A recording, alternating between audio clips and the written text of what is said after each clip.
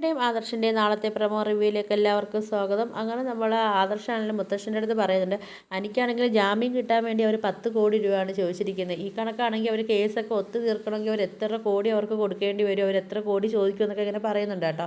ആ സമയത്ത് മുത്തശ്ശൻ പറയുന്നുണ്ട്, എന്തായാലും ഞാനും അനാമികയുടെ അച്ഛനെ വിളിക്കട്ടെ, എനിക്കെന്തായാലും അയാളുമായിട്ട് കുറച്ചൊക്കെ സംസാരിക്കാനുണ്ടെന്നൊക്കെ ഇങ്ങനെ പറയുന്നുണ്ട് കേട്ടോ. അപ്പോൾ പിന്നെ കാണിക്കുന്നത് നമ്മൾ വേണു ഇവരെല്ലാവരും പൈസ കിട്ടാൻ പോകുന്നതിൻ്റെ ഭയങ്കര സന്തോഷത്തിൽ നിൽക്കുക കേട്ടോ. അപ്പോഴത്തേക്കാണെങ്കിലും നമ്മളെ വേണുവാണെങ്കിൽ പറയുന്നുണ്ട്, പിന്നെ അനന്തമൂർത്തി അല്ല, ഇനി എത്ര വലിയ മൂർത്തിയാണെങ്കിലും ശരി തന്നെ, കൊച്ചുമോനെ ജയിലിൽ അടയ്ക്കാൻ വേണ്ടി അവർ സമ്മതിക്കത്തില്ല. അതുകൊണ്ടാണെങ്കിൽ അനന്തമൂർത്തി ആണെങ്കിൽ എത്ര കോടി രൂപ നമ്മൾ ചോദിച്ചാലും ആണെങ്കിലും കൊണ്ടു തരുമെന്നൊക്കെ ഇങ്ങനെ പറയുന്നുണ്ട് കേട്ടോ. എന്തായാലും നിങ്ങൾ നോക്കിക്കോ, എന്തായാലും അവർ നമ്മൾ ചോദിച്ച പൈസയും കൊണ്ട് എന്തായാലും എത്രയും പെട്ടെന്ന് വീട്ടിലോട്ട് വരുമെന്നൊക്കെ ഇങ്ങനെ പറയുന്നുണ്ട് കേട്ടോ. അതിനുശേഷം നമ്മൾ CI സാറിനെ കാണിക്കുന്നുണ്ട്.